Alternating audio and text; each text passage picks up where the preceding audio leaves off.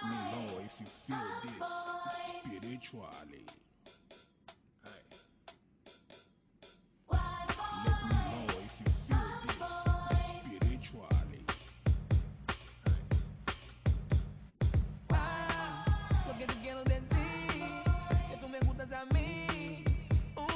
Dime si tú sientes lo mismo que yo. Welcome everybody to the Unnormalized Podcast. This is Frankie A, your host, and today I'm joined with Stephanie Sosa from the hit Fox show So You Think You Can Dance. For many of you who have been listening to the show, you know I am a huge fan and lover of all things dance, having some dance experience myself. So I love talking to people like Stephanie who are really doing it in a professional capacity, just to keep touch with the dance community. I love the community. I think there's one of the hardest working people out there in the industry who probably don't get as much credit as they deserve. So, Stephanie, welcome to the Unnormalized Podcast. Oh, I'm so excited to be on here. Awesome. So, Stephanie, tell us, we see all your great work on the show, but tell us a little bit about who Stephanie is, where you come from, all that kind of stuff. Kind of more just like talk about yourself, you know? Yeah. So I'm Latina and I grew up in Utah and always wanted to be in the arts performing, and I knew I belonged on stage. So my mom put me in acting and singing and dancing lessons, and then from there just kind of grasped dancing and training and working my butt off since I was not born, but since I started dancing. But yeah. And I would consider myself really passionate. Whenever I perform and anything I do in life, I go 100%. Oh yeah, that is definitely evident from what we saw in the show. So Stephanie, tell us a little bit about, for people who don't watch the show, what's your specialty in the dance world? Where did it all start? So on the show, I'm a Latin ballroom dancer. That's what I auditioned as. And I started ballroom when I was 6 years old. I was at a salsa. My church, the church that I go to, had a little salsa night, and I saw all these people dancing salsa. And I was like, this is what I need to be doing. Not the ballet classes. So then from there, I kind of just fell in love with partnering and dancing and embracing my roots pretty much. Gotcha. And so started out as ballroom on the show. I know that's very, very rigorous and very, a certain style that you have to kind of meet. There's like expectations and all that kind of stuff that come with ballroom dancing. So how do you think, what kind of preparation goes into it for someone who, just maybe getting into dance or, trying to navigate doing it as a professional career? Tell us about some of the preparation that goes into and training that goes into something like ballroom dancing. Yeah, so when I started competing ballroom, like, professionally, and I was like, I want to do this, I had a special diet. I was paleo for like about a year and a half. So super strict on my diet, and then not only on top of all my dancing training that I was doing, like each day I went to yoga class to get more flexible, and then I also did weights, like strength training at the gym on top of like my 6 hours of dancing.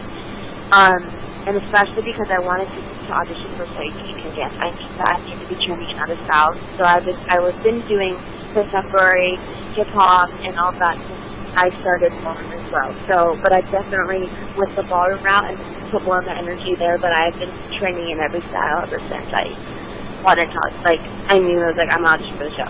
No, yeah, definitely, and what you just explained. To people who are not familiar with what goes into being a dancer like Stephanie is, not only is training in the the style or many different styles, but she clearly explained the physical work that goes into it behind all that, because dancing is the stamina you have to have, especially Latin ballroom, where it can be fast paced and very demanding. It takes a certain, you have to work the machine that is the facilitator to what you do as a dancer, which is phenomenal. I mean, if you guys haven't seen Stephanie on the show, or if you don't watch the show, you probably can Google all her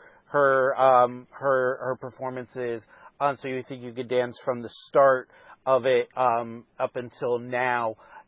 Stephanie, talk to me. How did you get?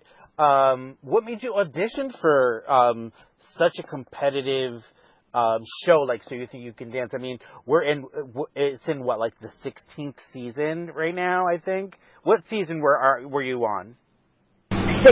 16. So we have 16 seasons that we kind of know as an audience, and for dancers out there, how rigorous the process is. So what made you think, like, okay, I'm ready now to audition for such a widely seen show? I mean, what's great about So You Think You Can Dance is, what I love is it returned the world of dance back into people's lives.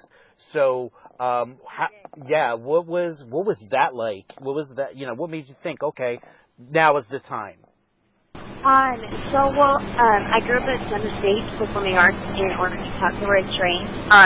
And a lot of past alumni have finished the show and have made it all the way, and just seeing their careers now blossoming, and like a couple of girls on Dancing with the Stars that are from my studio, and then with others doing like convention, and so just seeing the opportunities that was given to people that have come from my studio that have auditioned through the show, I told myself, I want to do that, and then make my career start. Yeah. And So You Think would be the perfect opportunity to do so. Yeah, it's a great platform for dancers, like yourself, who have put a lot of work into what you do, and part of the show that I have here at the Unnormalized Podcast is talking to people who don't take like a conventional route in life, and dance is definitely not a conventional route, but it does take a lot of work putting into it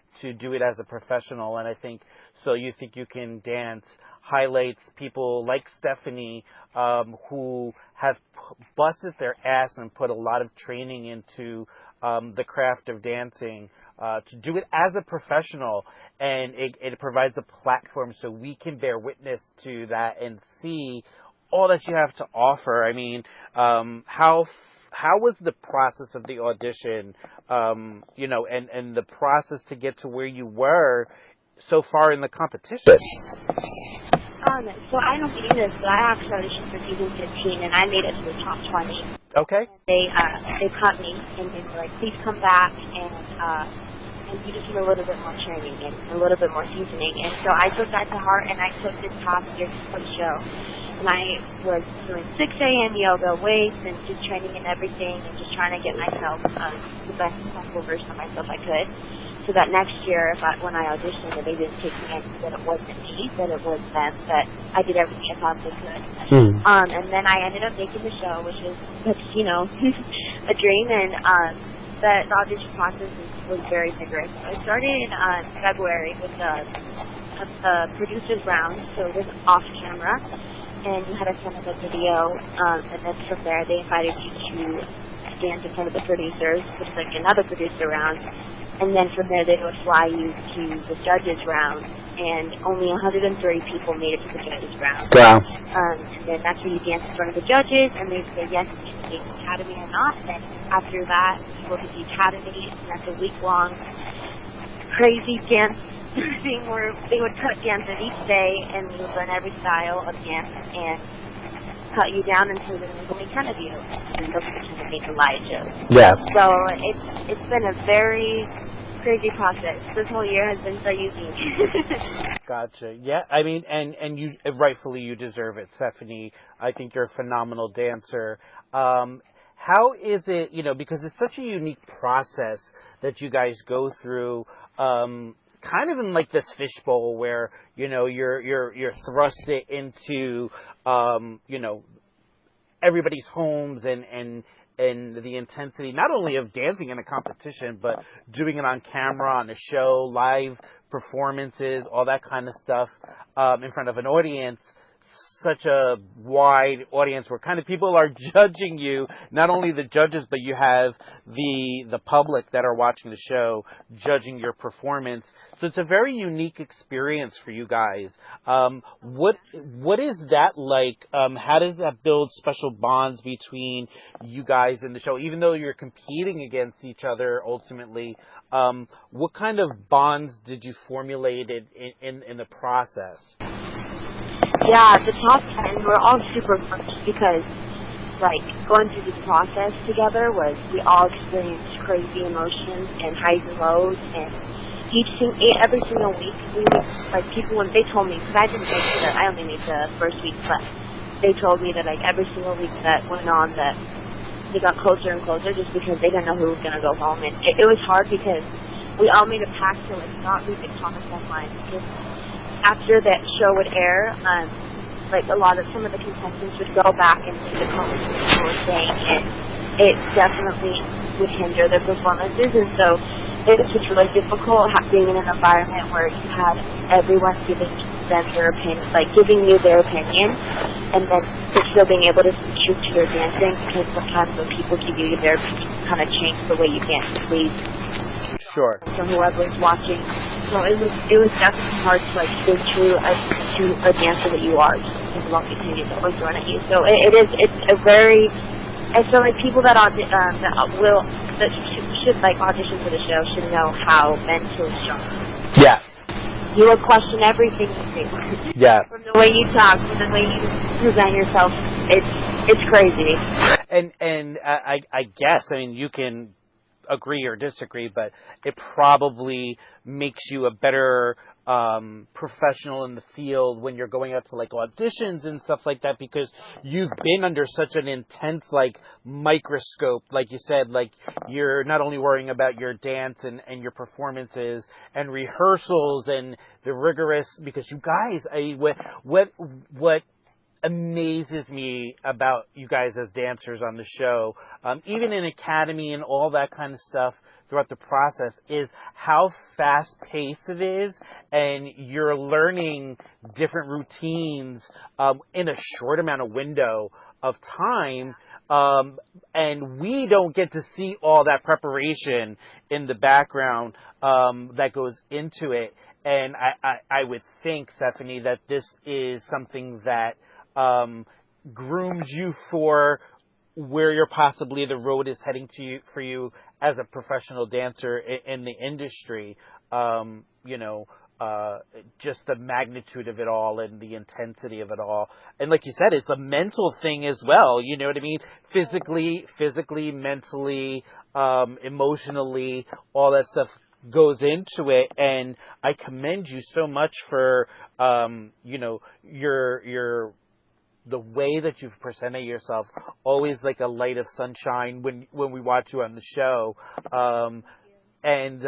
So through the process of So You Think You Can Dance, is there any like style that may not have been your wheelhouse as a Latin ballroom dancer that you kind of were like, really, I have some skills in this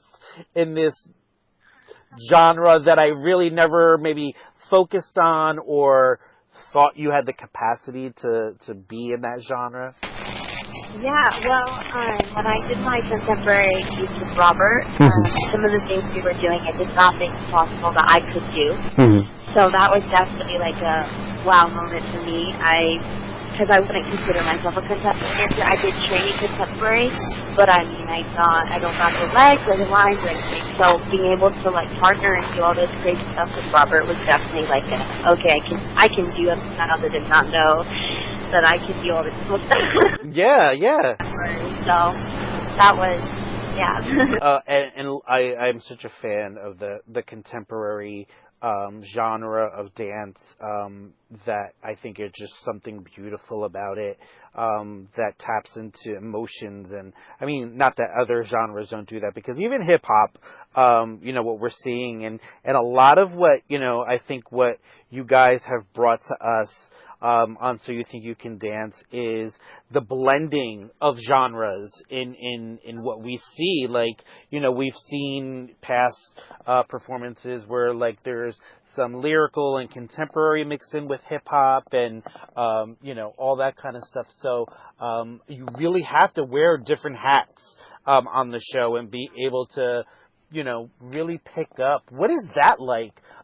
Just because as somebody who's not only danced and other people's choreography and did some choreography work, and community work myself, what's that like, picking up the choreography for someone who is getting into this whole thing?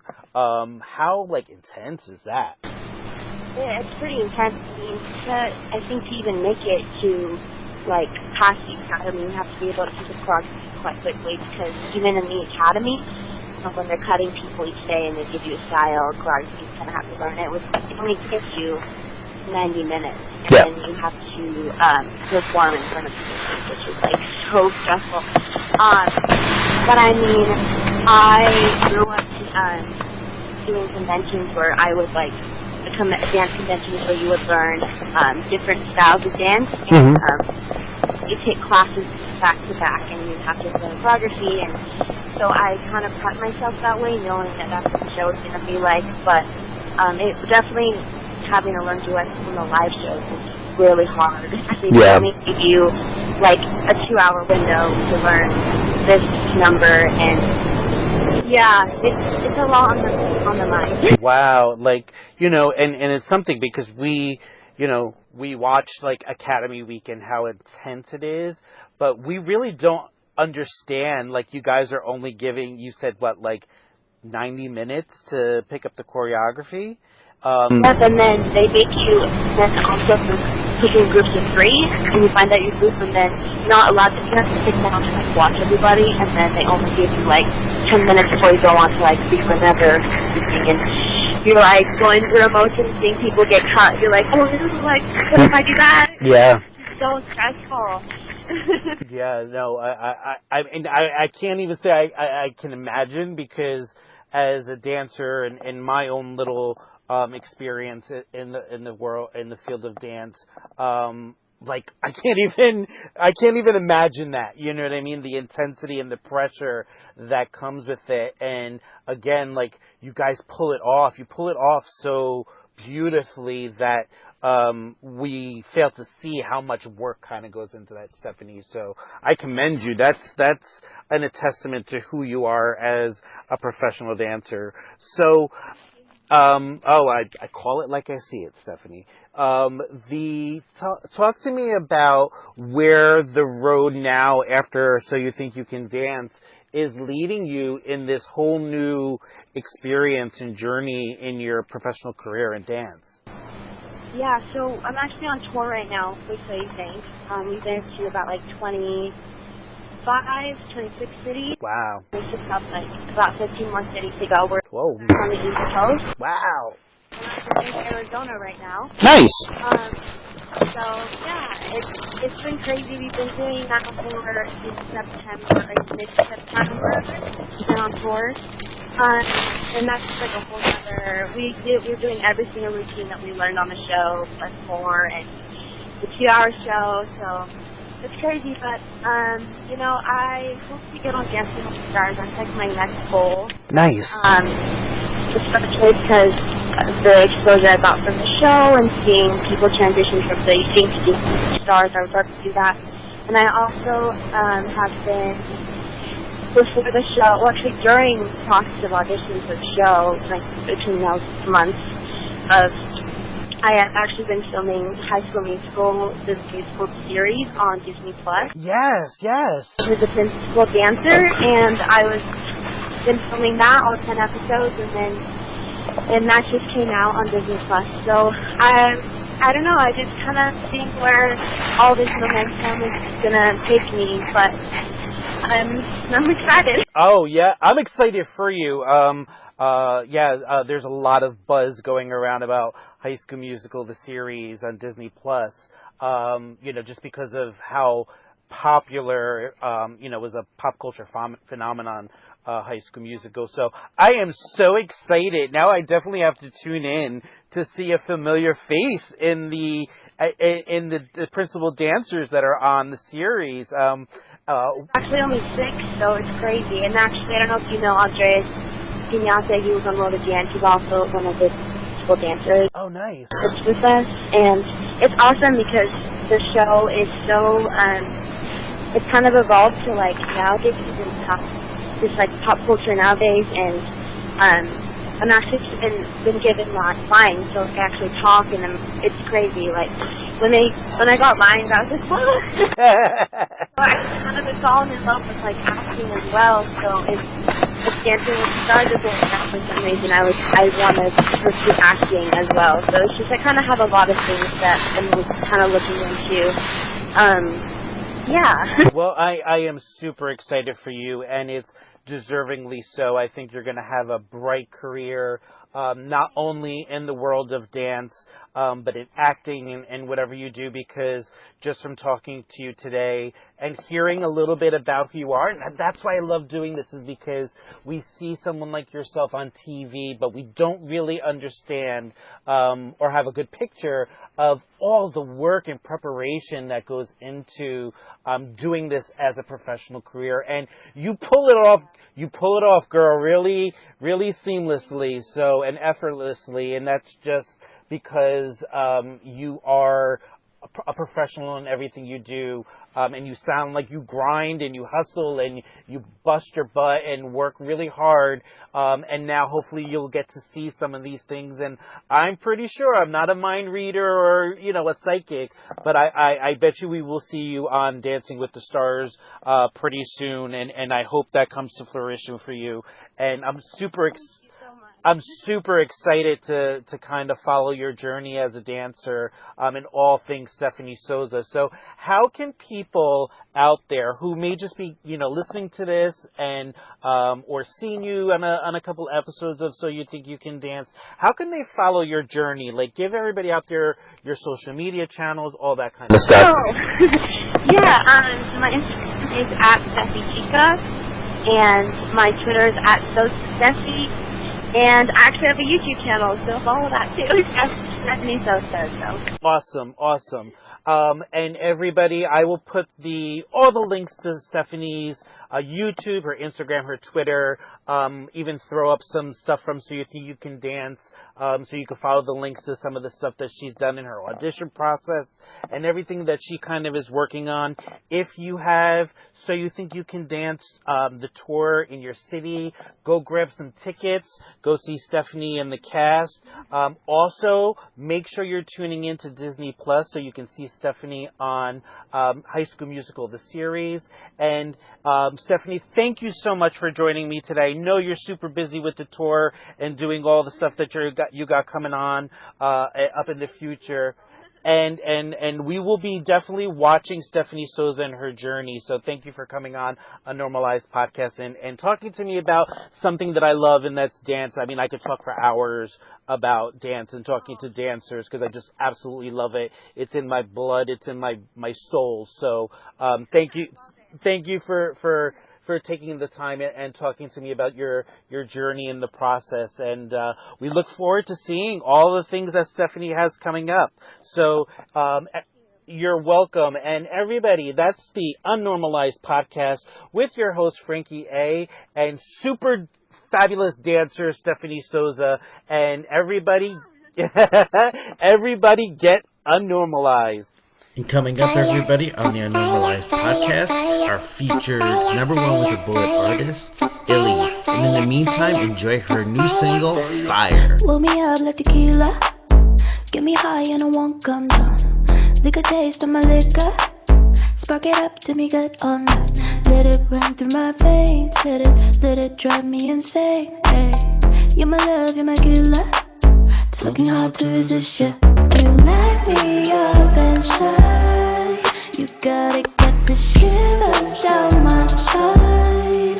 I'm sure that if I take too much, I'll die. Don't stop, give me all of your love. You got me, you got me.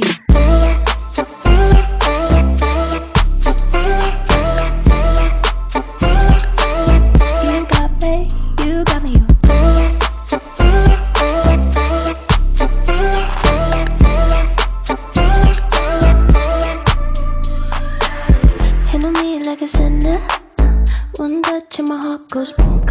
Real moves of a ninja. Champagne feeling like first class. So let it run through my veins. Let it drive me insane. Hey. I'm in love, you're my killer. It's looking hard to resist you. You light me up inside. You gotta get the shivers down my spine. I'm sure that if I take too much, I'll die. Don't stop, give me all of your love. You got me, you got me.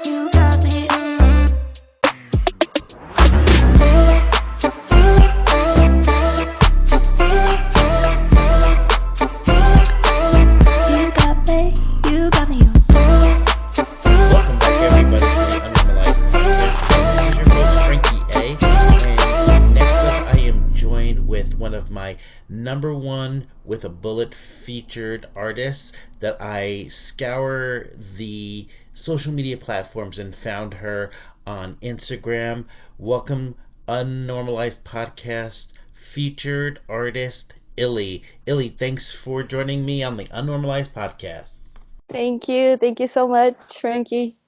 She is an artist that I want everyone to get to know because coming in the, I have like my magical powers where I kind of like, I think, ILI, I was an A&R rep in a previous life because when I find artists and what we do here at the Unnormalized Podcast for Number One with a Bullet, and I literally go and I scour social media, Facebook, Instagram, Twitter, I do Snapchat, all that kind of stuff to try to find artists that I would love to put in my playlist, which ILI is now in my playlist, so I get to enjoy her during my commutes and when I'm chilling at home and when I just want to like listen to some really good music. I always like to be up on the latest artists and why not feature them here at the Unnormalized Podcast so you, the viewers out there, can also get to enjoy some new artists that I am really loving and digging right now. So, ILI, why don't you tell us about, I love to just get the background of people, especially new artists, because I think that's what kind of latches people on to you as the artist, is they kind of want to know who you are. We get to hear the music and all that, but very rarely do we get to know who the artist is behind some of the music that we're listening to. So tell me a little bit about yourself, where you came from, all that kind of stuff. Well, I started off as a violinist, a professional violinist. My parents are classical musicians, and we're all Bulgarian. I was born in Bulgaria. So when I was 6 years old, I picked up the violin. My mom was teaching me. It was very strict, very classical. And every day of my life, just practicing for 3 hours, no breaks, no Christmas, no New Year's, just every day. Wow. And I went to college for that. I moved to LA. I did my master's degree here with the violin performance. But when I moved to LA, I started playing around with songwriting. That's what I was doing as a hobby, just to like relax a little bit from the classical music because it's just so strict. Yeah. And you just have to perform that piece of music perfectly. And I really missed the creative part of it, just making my own art, creating Mm-hmm. something new, bringing something new to the world. So I was just doing it for fun. It was just my way of just like relaxing. Mm-hmm. And things just started working out. I was just doing it, and I had some engineer friends here in LA, which they were working with like big artists. So I was always sending demos to them, not knowing what the hell was gonna happen. Yeah. Just trying out. Mm-hmm. So I ended up sending one song, and I was already teaching as a violin teacher. I was teaching kids from kindergarten to 12th grade for violin. And in the middle of that, one of the songs that I sent to the engineers, he was with Zayn Malik from One Direction. Mm-hmm. And he showed him the demo. And Zayn Malik just jumped on the song. And then I get a FaceTime call, just like we're doing right now. And I saw Zayn on the booth just singing my song, trying to get it, right, because he just heard it for the first time. And that was pretty crazy for me. I couldn't believe it. I was just starstruck. I can't believe he was singing my song. Yeah. And I didn't know anything at that point. I didn't know if the song was going to come out. He's just recording it. In this industry. You really never know. Mm-hmm. So he was doing that. I was really happy. For me, it was already a win. It doesn't matter what would happen to the song. And then suddenly somebody told me that the song was going to be on the new album that's about to come out. And then just a week before the release of the song, they sent me an email saying that the song is going to be a single to promote the album. And they kept my vocals on the chorus, which was really, really dope. I wasn't looking for that. I had no idea that could happen either. So that was really dope. And then I'm still writing for other artists, I like working with new artists, especially because they have so much to show and they're still new. So for me, it's very also inspiring to be with them in the studio. And this year, I decided to start releasing my music as well because of the Zayn song as well, because I saw many people asking who's the girl singing with him, and I was like, maybe I should just do this, I like performing. So I started writing for myself as well. So it's kind of like, it's not only songwriting, my brain kind of switches between writing for other people specifically and writing for myself, It's always personal. Even when I'm writing for other people, I take away from my own experiences. But it's a different thing when I'm in the studio with another artist and they're telling me their story and I relate it to my stories and we just make something Put together. it all together. Yeah. So it's nice to switch around, So how old are you, if you don't mind me asking? I'm 27. 27. So Yeah. guys, 27 years old, and you just heard about 5 minutes worth of Illy's journey so far that she's told us.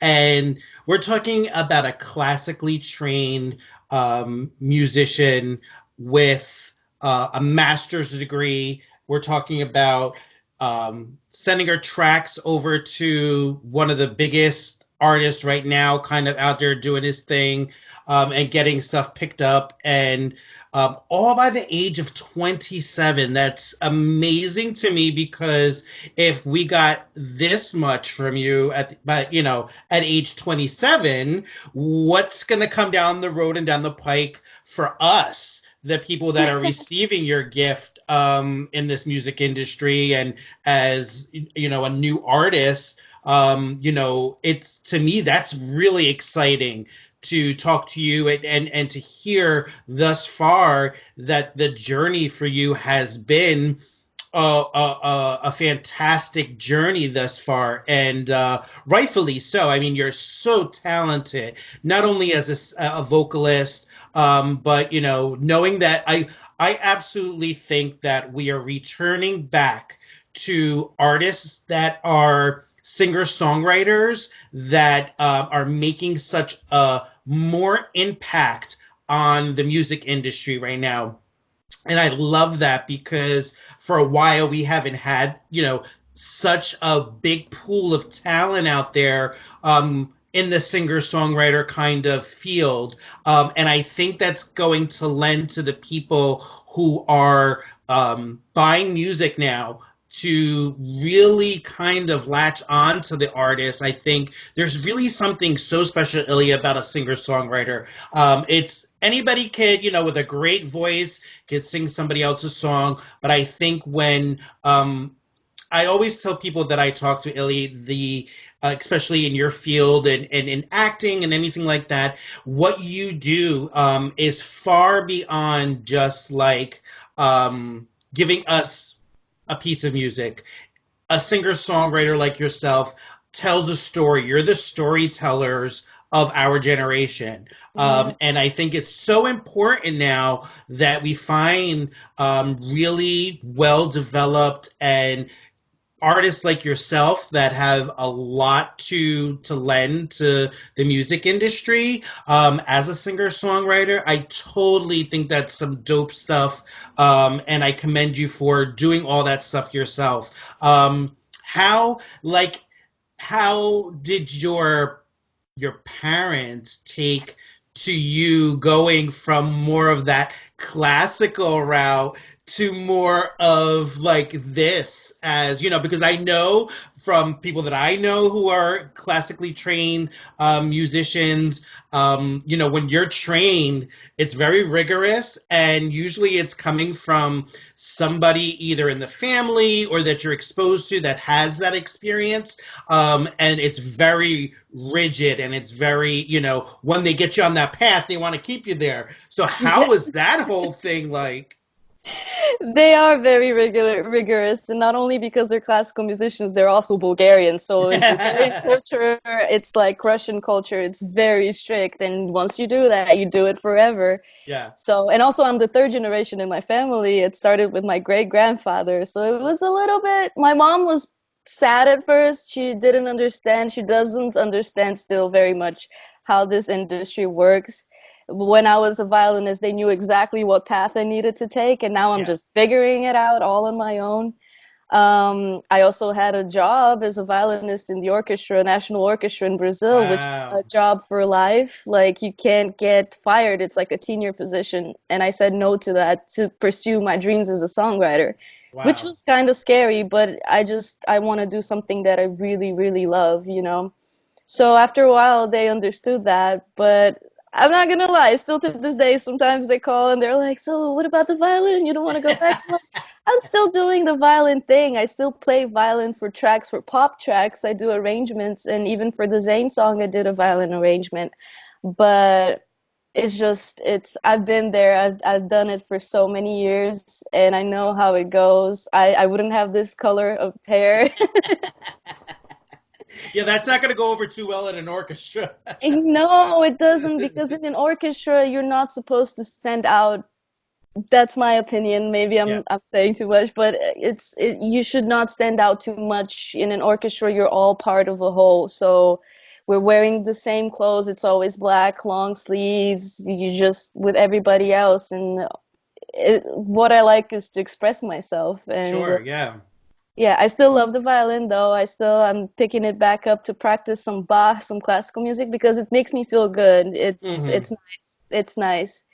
But for a whole life, it's not really for me. I think I wasn't that happy, Yeah.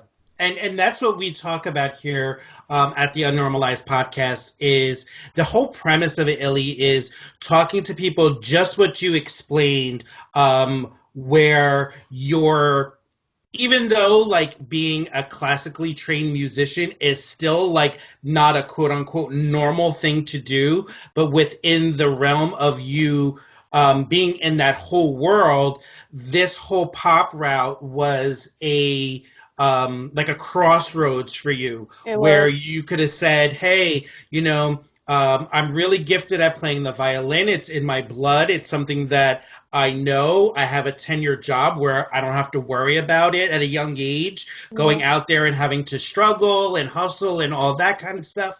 So it's where I love talking to people across the spectrum who are in that crossroads kind of situation and what makes them kind of tick or their mindset to go that route where their gut is telling them, where intuition is pulling them like a magnet into a different way, and how you can be successful just because now going that conventional route, that where is only where success lies. Obviously you took a leap and a leap of faith, and it's worked out for you this far.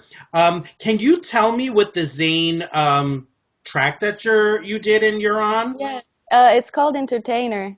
Okay, Entertainer. Yeah. So we got guys, you got to check that out. So now when you hear Entertainer, you know the story behind it now. You know who's got some vocals on it, where the writing came from that, which I think is like totally awesome. I mean, he's like huge. Huge. He's doing some great collaborations, his own stuff. So, like, did you have any studio time with him at all, or was it all done like, no? No, it depends on the artist, but in this specific situation, I was only like from far away, just letting him do his thing. I think we all know that he doesn't go out much. We don't see him that much in the press. He keeps a very private life, Yeah. So talk to me about now you're in this space where you're not only doing writing for other people, but you're doing it for yourself. So what is the creative process like when you're writing for somebody else as opposed to yourself? You said that you kind of have to understand their story and meld it with yours, but for people who maybe not familiar or maybe wanting Illy to get into something like that, maybe not necessarily wanting to be their own artist, but wanting to do a lot of more of the writing for other artists, what is that creative process like? What does that look like to someone? You have to be open to listen to other people's stories. You really have to pay attention and not just the whole picture, but really pick up the details of the story, because that's where the hook comes from for the songs. Yep. There was a specific situation just a few weeks ago. I was writing with a British artist, and most of our songs came out from just mostly hanging out. The first day in the session was okay. We talked and things like that. But on the second day, because we had the previous day, and we also, for me, it's like when you go to a session, it's not only the session. You're bonding with people, and you go out with them. You drink a little. You share more stories when you're drinking. So based off the first night, on the second day of session, I already picked up something that he told me from the night before when we were drinking, and that was our favorite song, ultimately. Just little details like that. Yeah, so getting to know... Talking about, getting to know like each other's life experiences and where you can kind of marry the two, your own experiences and their experience. That takes a certain talent, because I think like you hit it on the head where you said you have to listen. And I think a lot of the problems that we have nowadays is that we forget to do that. We're so quick to like give our own take on things, but you really get a lot from a situation when you can kind of just take a seat back and be a spectator, if you will, into someone else's life, especially something so personal as songwriting, where you want to get their story, their messaging, their experiences across to millions of people who are receiving it. I love that you have the ability to do, both. Now, how is that different for writing for yourself?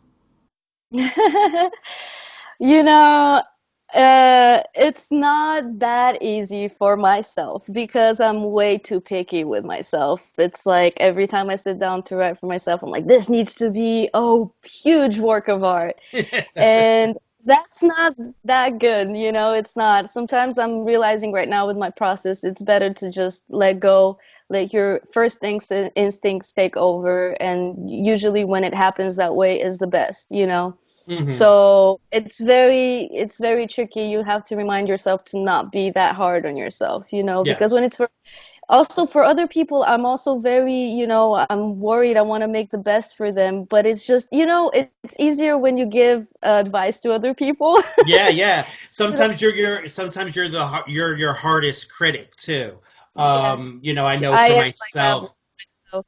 Yeah, I Yeah. know for myself sometimes like working with other people comes easy, but then when I have to do the work on myself or for myself, and get introspective, it's a little, not that working and pulling from other people's experiences and their stories isn't deep, but you're really like you're sharing somebody else's story, but now you're sharing your story, which is very Yeah. personal. It's very It's personal. personal. It's scary. It's like an open diary to the world, you know, a journal. Yeah. And And yeah, so and it so tell me about the first couple singles you have out as a solo artist right now. Talk to me about some of the singles, what they mean, and the process of writing and recording them. yeah, so the first one I released is called Rose Gold. I released it I in the beginning of this love year. it. Love it, love it, love it. Thank Rose you. Gold is as I keep it on repeat. I love it. It's a vibe. It's just a chill vibe for right Yeah. now. It's just let it go, you know. Yeah, that was my first single. It happened. It was done in a collaboration with two other producers, and it was our first session together. And I really liked the song from the beginning, so I was like, I really want to release this song. It's mostly, I wrote it mostly as a nostalgia, you know, rose gold, rose-colored glasses, a nostalgia, just missing my family.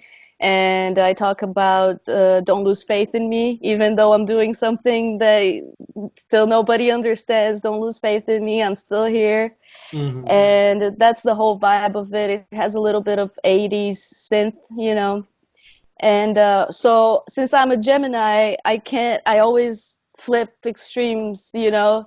So I went from rose gold to fire, which, you know, is completely different from rose gold. It's like a whole different person, which is also something I think for an artist is important to. I'm still finding myself, you know. I Yeah. started this year, and especially because I was writing and I'm still writing for other people, it's hard, you know, to like find yourself that way because I want to be the most authentic to myself. But also, since I'm a Gemini, I just like so many different genres. I like different styles of writing. It's just fun for me to try different things. So, yeah, Fire is completely different from Rose Gold. It's more of a club song. It's still Hmm. kind of chill, but definitely not chill compared to Rose Gold. And it's just a little more flirty, you know? It's like I just love people wanting to have fun.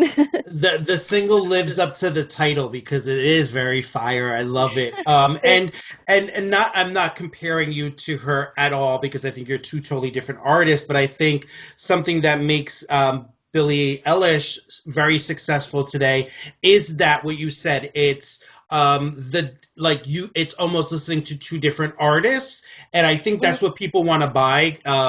Into when they're looking at their new artists that they kind of want to explore is they want something that touches everybody's different parts of their soul. They want one track to sound different than the other, and I love that. That's what something I think is making a lot of the artists out there very successful is that they're able to wear different hats because I what I find now with music, and you can tell me agree, you don't have to agree, but when I grew up in the 80s, a lot of the music was music for everybody. It broke, genres. You really couldn't tell, like, what was, rock, what was pop. Everybody listened to the same things. And I think we're moving back to that as well as the singer-songwriters is that music is like blurred across genre lines.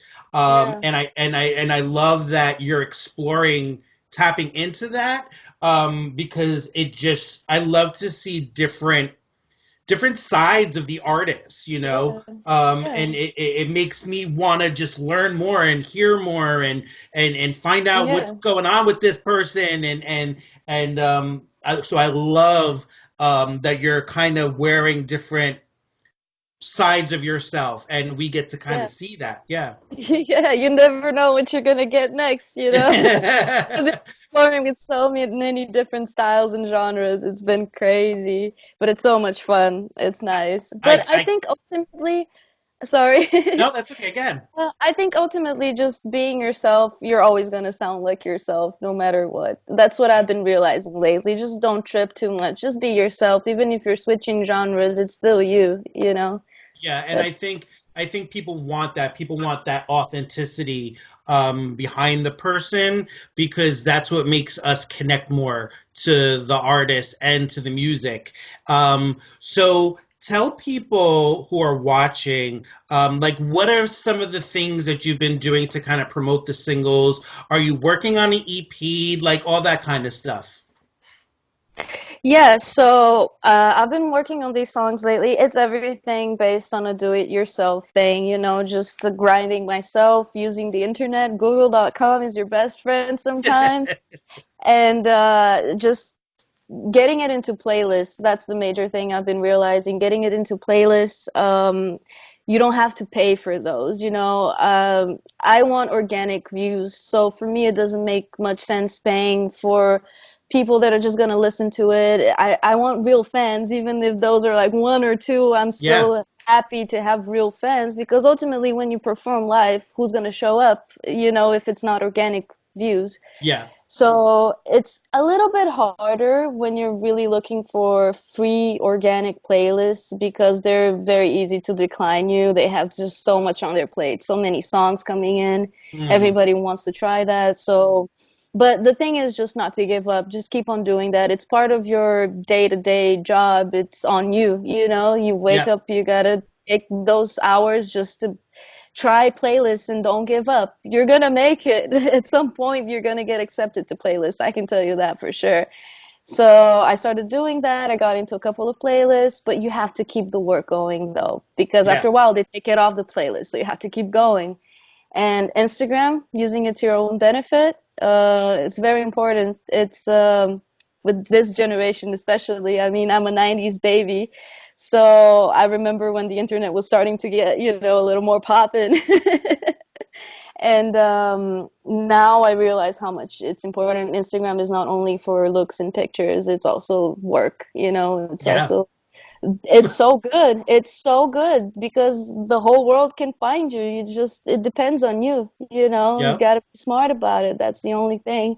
And also there's a lot of artists supporting artist communities where I've been using that as well. It's been helping a lot. There's just other artists supporting you, commenting on your music, adding it to your playlist. You do the same to them, but it's genuine. It's not like whatever. You really gotta like their songs, so it's real, you know. For me, that's what matters the most, just keeping it real, you know. That's what I've been doing. And I think that is phenomenal, because as someone who is newly to this whole podcasting thing, you're right. Instagram, social media outlets are great for people like myself who, you know, don't have a huge budget.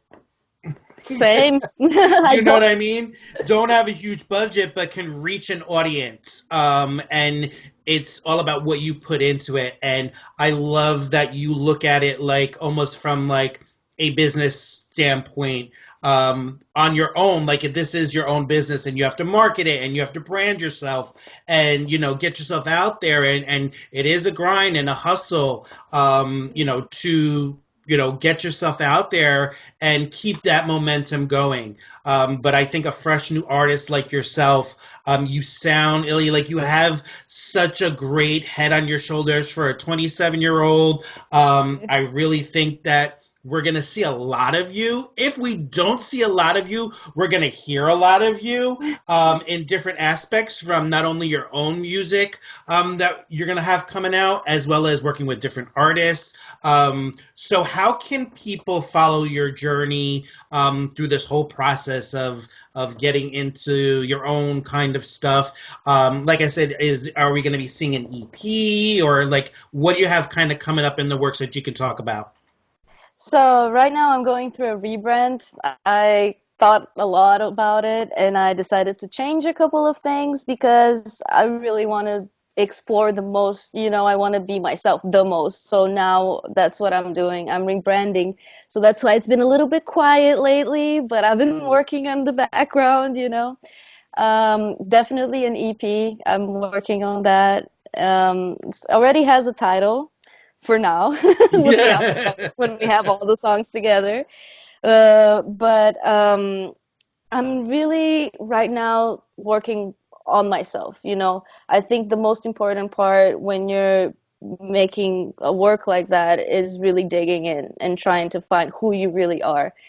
Because like I said, I want to make it as authentic as possible, and I just don't want to say anything. I don't want to just do that. It's easy, if I really wanted to do that, I could just write a song real quick and just release it, but it's not about that, I really want to put out a good message and just not write anything. So I've been working on that, exploring different sounds, trying to blend everything together, make my own thing going on. Sure. But yeah, I think very soon we're gonna have new things coming up, and I'm really excited about those. It has a little bit of an urban flair as well, and we'll see. But I think I don't know if I should say the name of the EP yet, but I'll say it. You could give me an exclusive and tell me, and if it changes, I'll just have to have you back on and we have to talk about the EP again. Right. Well, it's going to be called, I think, Gemini, but not like just Gemini, like a gem and I, Oh, okay. Yeah, I like that. Both, yeah. Going to be something like that. So that should be coming up, you said, like with sometime in the next year or so? I think probably next year. I think I'm definitely preparing some singles for now, but I'm not sure if it's gonna be included in the EP so far, Gotcha. So, before I let you go, Illy, tell everybody out there where they can get Fire and Rose Gold and how they can YouTube, give us everything where we can start following you and start following this journey that you're on and kind of get you at the beginning stages so we can watch the evolution. Well, for now, I think Spotify is the best place. It's just ILI for now, but I'm going to be rebranding soon to probably Chili. Keep it same as my Instagram. So just ILI on Spotify. And on Instagram, it's Chili with one L, just CHILI.AF. That's me on Instagram. I think those are the best places to find me. I also have a page on Facebook.